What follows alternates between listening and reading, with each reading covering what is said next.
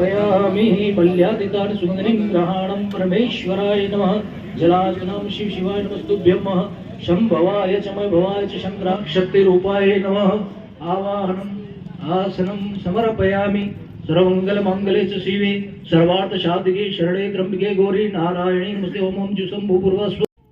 कोकणेश्वर नगर परिषद को मिला 75 लाख रुपए की सौगात, साथ ही एक नई जेसीबी विधायक अनिरुद्ध माधव मारू द्वारा स्वीकृत की गई। कोकणेश्वर नगर परिषद में हुआ विकास कार्यों का भूमि पूजन, जिसमें मनासा विधानसभा क्षेत्र के विधायक अनिरुद्ध माधव मारू द्वारा भूमि पूजन किया गया। इस आयोजन में विधायक अनिरुद्ध माधव मारू सहित पूर्व नगर परिषद अध्यक्ष समृतलाल पटवा, वर्तमान नगर परिषद अध्यक्ष श्रीमती उर्मिला महेंद्र पटवा, उपाध्यक्ष सोनाली उज्ज्वल पटवा, जिला महामंत्री भाजपा केजी पाटीदार व मंडल अध्यक्ष मदन रावत मंचासीन थे।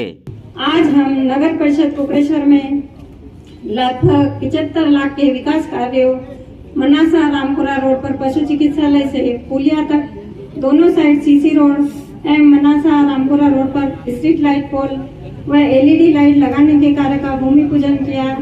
इसके साथ ही वर्तमान में मुख्यमंत्री शहरी अधोसंरचना योजना के तहत रामपुरा रोड पर राव के तालाब के यहाँ से पुलिया तक आरसीसी नाले का निर्माण कार्य चल रहा है। नगर परिषद कोकणेश्वर में विकास कार्य की श्रृंखला यूं ही अनवरत चलती रहे, इस हेतु हमने कई विकास कार्य के प्रस्ताव माननीय मुख्यमंत्री जी को सौंपे हैं, जिसमें प्रमुख रूप से नगर कोकणेश्वर से खेतों की तरफ जाने वाले कच्चे रास्तों पर WBM रोड निर्माण, नीमन झालावाड़ रोड पर मनासा रोड स्वागतद्वार से रामपुरा रोड स्वागतद्वार तक 4 लेन रोड निर्माण, नगर के बरसाती पानी के बड़े नालों की आरसीसी रिटेनिंग वाल निर्माण, रामपुरा रोड से आमद रोड तक बाईपास रोड निर्माण, खेल मैदान स्टेडियम निर्माण एवं प्राथमिक स्वास्थ्य केंद्र का उन्नयन कर सर्व सुविधा युक्त सामुदायिक स्वास्थ्य केंद्र बनाकर पर्याप्त डॉक्टरों की सुविधा उपलब्ध करवाना, किराए के मकान में रहने वाले आवासीन हितग्राहियों को पट्टे दिए जाकर आवास की सुविधा देना आदि कार्य प्राथमिकता से करवाया जाना है। मैं माननीय विधायक महोदय को भी उक्त कार्यों के प्रस्ताव सौंपकर अनुरोध करती हूँ कि नगर के उक्त महत्वपूर्ण कार्य स्वीकृत करवाकर नगर को विकास कार्यों की सौगात प्रदान करें। कि विकास की गंगा तो भारतीय जनता पार्टी ने बहाई, और जब जब कांग्रेस आई तब तक वो शोषण का काम करते रहे,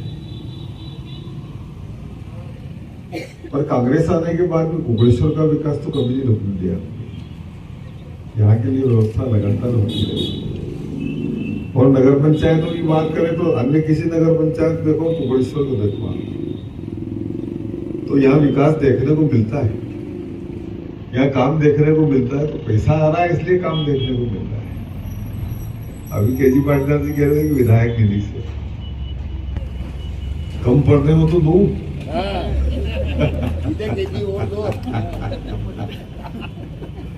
भाई पैसे कम पड़ रहे हो तो मैं तैयार हूं, पर भरपूर पैसा आ रहा है नगर परिषदों के पास।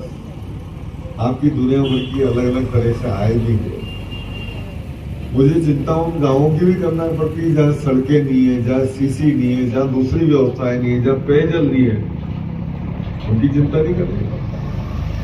आप मांग करते थे, ये करते हैं कि आवास की भूमि जल्दी आवंटित हो जाए, जल्दी वो प्रोसेस हो जाए, जल्दी उसकी अनुमति आ जाए, तो हमारे एक भूमि जो आवासहीन है, जो जिनके पास पट्टे नहीं है, जिनके पास जमीन नहीं है, उनको जमीन मिलना चाहिए। हम मांग वो करें जो वास्तव में लोगों की जरूरत है। पेयजल की बात करें कि घर घर नल पहुंचाना, हम इस पे काम करें। यहाँ ठेकेदार लगातार लेट कर रहा है, गड़बड़ कर रहा है। मैं इसके लिए 10 बार शासन तक फॉलो कर चुका हूँ कि या तो ब्लैक लिस्टेड करो या बंद करो या किसी दूसरे ठेकेदार से काम करा लो। लगातार इस पे लगे हैं सब। तो जो मूल समस्या है वो समाप्त होना जरूरी। डेवलपमेंट तो निश्चित रूप से आज भी कल पैसा आएगा, सब हो जाएगा, पर जो मूलभूत समस्या है आवास की, केंद्र पैसा दे रहा है उसके लिए, सरकार राशन पैसा दे रही है उसके लिए, और उसके बाद हमारे पास भूमि आवंटन नहीं है, इसलिए नहीं बन पा रहे। ये तो आप कहाँ पहुंच जाते अभी। खाता में 10,000 आएंगे, हाँ 5 कमीशन लगेगी नहीं वहाँ के मोदी जी शिवराज जी के। आयुष्मान कार्ड नहीं बने वो, आयुष्मान कार्ड था काय नहीं केलं, काय को इलाज करावा, अबे तयारी करो, तयारी करे आज थाकती आप लोग करना है। अबे आयुष्मान कार्ड तो खाली हाथ पर दुखोई गोळ्या लावून आपण जिराम जी करो, बस बाकी तो चालू भगवान रोज चलो लागतो काका मशीन दिलवा दो, जेसीबी नहीं है अपने पास, यहाँ नहीं, कहाँ गए वो, एक यहाँ आई नहीं है। तो जेसीबी की व्यवस्था कर देता हूँ, प्रस्ताव भेजता हूँ। बिल्कुल जेसीबी हर हाल में लेनी चाहिए आपको। नगर पंचायत में जेसीबी नहीं है तो आप काम कैसे करते? जेसीबी मेरे ध्यान में रोड का काम हम जेसीबी, चालू कर देंगे, जेसीबी का हमने डिमांड कर रखी है। हाँ तो जेसीबी तो मैं अभी स्वीकृत करा दूंगा, जेसीबी तो चाहिए ही चाहिए नगर पंचायत में, उसके बिना काम कैसे कर रहे हो आप? उपाध्यक्ष महोदय, जिले के मंत्री श्री पाटीदार साहब, मंडल अध्यक्ष श्री रावत जी, आप आज नगर परिषद के कार्यक्रम में भूमि पूजन में सब पधारे, उनका सबका मैं अभिनंदन करता हूँ और आभार प्रकट करता हूँ। सम्माननीय सभी पार्षदगणों का और पत्रकार बंधुओं का और जितने भी जनप्रतिनिधि आए हैं सभी का आभार, अभिनंदन। जय हिंद। नमस्कार, मैं हूँ रोहित बैरागी और आप देख रहे हैं MP7 न्यूज़ चैनल। आज हम आपको बात करवाते हैं मनासा विधानसभा क्षेत्र के ऊर्जावान विधायक और लोकप्रिय विधायक माधव जी मारू से। तो करते हैं उन्हीं से बात। तो सर, आज कुकड़ेश्वर नगर में भूमि पूजन को लेकर किन किन चीज़ों की सौगात मिली है कुकड़ेश्वर को? आज की बैठक में कुकड़ेश्वर की मूलभूत समस्याओं को लेकर सारी चर्चा हुई, जिसमें कुकड़ेश्वर नगर का जो मुख्य मार्ग है हमारा, उस पर डिवाइडर रोड की मांग करी है। इसके अलावा जो दोनों पुलियाँ हैं उनके पास शौचालय बनाने हैं। हमारा जो ऐतिहासिक मेला भरता है यहाँ का वोकेश्वर भगवान का, उसके लिए राज्य मेला प्राधिकरण से सहायता की मांग की गई और विभिन्न मोहल्लों में जहाँ सीमेंट कंक्रीट की आवश्यकता थी, सभी पार्षदों के प्रस्ताव थे, वो सब पास किए गए ताकि सब पार्षदों के मोहल्लों में एक साथ काम भी हो सके और सबको साथ लेने की जो लेके चलने की जो अध्यक्ष जी की मंशा है वो भी सार्थक हो सके। कुकड़ेश्वर अस्पताल लगभग 60 गांव का केंद्र बिंदु है और यहाँ पर सिर्फ डॉक्टरों का अभाव है, इस पर आप क्या कहना चाहोगे?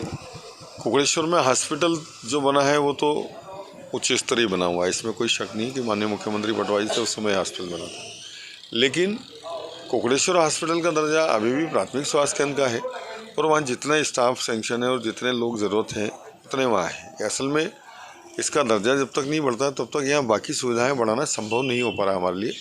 मैंने उसके लिए लिखा है शासन को कि इसको सामुदायिक स्वास्थ्य केंद्र घोषित कर दिया जाए ताकि यहाँ डॉक्टर्स की व्यवस्था हो जाए और अन्य सारी सुविधाएँ मिलना शुरू हो जाए। कुकड़ेश्वर बस स्टैंड पर यात्रियों की बैठक के लिए बिल्कुल व्यवस्था नहीं है और इसका अधिकतर परेशानी महिला यात्रियों को होती है। यहाँ पर बैठक व्यवस्था की अत्यंत आवश्यकता है, इस पर आप क्या कहना चाहोगे? हमने पुलिया को चौड़ीकरण का प्रस्ताव लिया है। एक बार जब ये पूरा चौड़ा हो जाता है रोड तो उसके बाद वहाँ बैठने की व्यवस्था भी करना है, ये बात सबके ध्यान में है। इसके लिए चिंतित सभी पार्षद भी हैं, अध्यक्ष जी भी चिंतित हैं कि यहाँ बैठक व्यवस्था होना चाहिए। तो एक बार जब तक ये पुलिया चौड़ी नहीं होती तब तक वहाँ व्यवस्था नहीं कर पा रहे। असल में बस स्टैंड पे और कोई ऐसी जगह उपलब्ध नहीं है जहाँ ऐसी व्यवस्था कर दी जाए। ये पुलिया चौड़ी हो जाएगी तो फिर यहाँ बैठक व्यवस्था भी अच्छी हो जाएगी, ऐसा मेरा मानना है। और अभी फ़िलहाल खाद की कुछ किल्लत चल रही है, तो उस पर क्या कहना चाहोगे आप?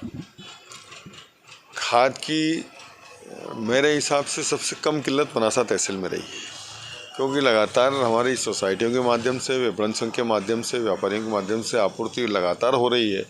सारे बड़े फर्टिलाइज़र व्यापारी यहाँ हैं, तो खाद की उपलब्धता तो हमारे यहाँ फिर भी बनी हुई है दूसरी जगहों की बनिस्बत। बाकी थोड़ी बहुत तकलीफ इसलिए भी आई कि बहुत सारे किसानों ने अपना स्टॉक बहुत ज़्यादा कर लिया। जिनको 20 बैग की ज़रूरत थी उनने 50 बैग इकट्ठे कर लिए। दूसरा संकट ये आया कि सारा काम एक साथ आया, सारी डिमांड एक साथ आई, सब ने एक साथ फसल बोई और एक साल डिमांड आई है, तो उसकी वजह से अचानक शॉर्टेज क्रिएट हुई है। इसलिए बहुत जल्दी किल्लत ख़त्म हो जाएगी, 2-5 दिन की बात है। वैसे अब कोई ऐसी दिक्कत वाली बात कहीं नहीं है, आराम से खाद सब जगह मिल रहा है। जैसे कि अभी मध्य प्रदेश विधानसभा चुनाव आ रहे हैं 2022-23 को लेकर, तो उस पर किसकी सरकार बनेगी, क्या लगता है आपको? ये तो एक आम आदमी से ही पूछेंगे तो वो कहेगा कि भाजपा की सरकार बनेगी। इसमें किसी को कोई शक ही नहीं है। असल में इस देश ने विकास भारतीय जनता पार्टी की सरकारों के समय पे हुआ है सिर्फ, और नमूने के तौर पे बीच के 15 महीने कांग्रेस के कार्यकाल के देखे हैं लोगों ने, जिसमें जब जन सुविधाएँ बंद कर दी गई थी, सारी योजनाएं बंद कर दी गई थी, यहाँ तक कि अंत्येष्टि सहायता तक बंद कर दी थी, विवाह सहायता बंद हो गई थी, प्रसूति सहायता बंद हो गई थी, जितनी सहायता मिलती थी वो सारी बंद कर दी गई थी, संबल योजना बंद हो गई थी। और जब जिस सरकार ने सब योजनाएं तक बंद कर दी हो जनहित की, उससे किसी को कोई आशा नहीं है। इसलिए यहाँ और मध्य प्रदेश में आज शिवराज जी जिस स्तर पे और माननीय प्रधानमंत्री मोदी जी जिस लेवल पे काम कर रहे हैं, उनका जो काम करने का तरीका है, उनके जो संकल्प हैं, आज हमारी तहसील को आप देखें उठा के तो 1409 करोड़ की हमारे को पेयजल योजना मिली है, हर घर तक नल पहुँचाना है।